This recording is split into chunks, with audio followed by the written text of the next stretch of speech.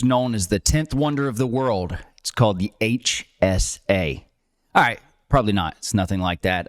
But it is a great account. A lot of people use this because there's a ton of tax benefits. There's a lot of cool things going into retirement that will be helpful if you have an HSA. Now, not everybody has one because if you don't have a high deductible plan, insurance plan, you don't qualify to have an HSA account.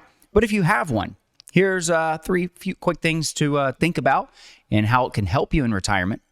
And also a big one, though, that you got to watch out for because this one could maybe not cost you, but cost somebody one day. So if we haven't met, I'm Eric with Jazz Wealth Managers, where we don't just invest your dough. We like to educate you. So as far as the HSA goes, one really nice thing about it is that it's all pre-tax money going in. But unlike the pre-tax IRA or 401k account, there's no RMD.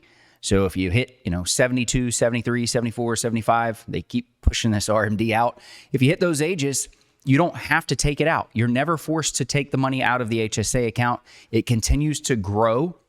And depending on how you use it, is going to be one that could be tax-free if you use it for medical purposes. That leads me into the second one. And the second one is you can actually use it after age 65 without any penalty. If you use it for anything and you're under 65, there's a 20% penalty for doing that on top of having to pay the ordinary income tax. Now, if you use it at age 65 or older, you don't have the 20% penalty. You can avoid that, though you do have to still pay ordinary income tax if it is used for non-medical purposes. Now, here's a way to get around that, and this is the third benefit. That is, if you pay for medical things out of pocket for a long time, as long as you have an HSA that is open, continue to pay for them out of pocket, let your HSA account grow. And later on in life, you've grown this thing. It was all pre-tax money that went in. It can be used tax-free for medical purposes. So the way to do this is you can actually collect all the receipts and just reimburse yourself as long as you document, keep track of this, all of these medical expenses. So those are ways that the HSA is truly going to help you out. Now, what about the other one? And this is one that gets tricky, and that is from an inheritance perspective. It may not affect you.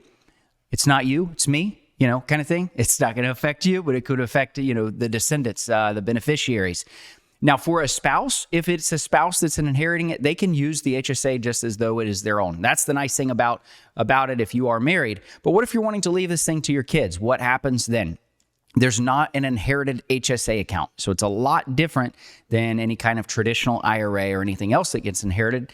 And instead, they are going to have to withdraw from that account the entire balance and cash out of that account. And it's going to all show up as ordinary income. There's no benefit to it. They're not able to use it for medical purposes, nothing like that. Now, I'm sure that they'll be appreciative that they're going to get the money as an inheritance, but they're not going to get it in a tax-efficient way because let's just say that the child's already making $200,000 and they just inherited a $100,000 in HSA account. Well, now their income is going to show as $300,000 for the year because they had to make that whole withdrawal. So it's one to be very cautious of. Make sure that you're doing this the right way for yourself. And there's a lot of benefits, but making sure also if you are wanting to do estate planning and thinking through the act of the idea of passing this on to beneficiaries, making sure that you're tax efficient with your strategy there. Thanks for watching. If you want to watch more FinTips videos, click here. Be sure to like and subscribe also.